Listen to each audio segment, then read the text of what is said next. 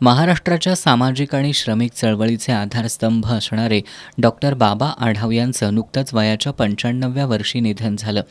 Doctor Baba Adhav केवळ ज्येष्ठ समाजसेवक नव्हते, तर सत्यशोधक विचारांचे निष्ठावान अनुयायी आणि कष्टकऱ्यांचे नेते होते.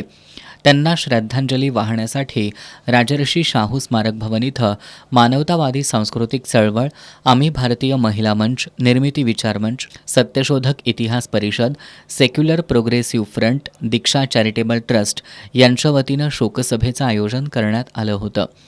यावेळी अनेकांनी चळवळीतील संघर्ष योद्धा हरपला अशा भावना व्यक्त केल्या. प्राचार्य डॉक्टर दिनकर खाबडे यांनी डॉक्टर बाबा आढाव हे सामाजिक जाणीवेचे कार्यकर्ते, नेते होते असं सांगितलं.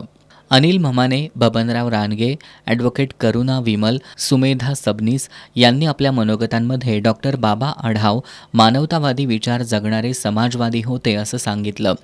जातीअंताची लढाई तीव्र करणं हीच त्यांना आदरांजली ठरेल अशा भावना त्यांनी व्यक्त केल्या.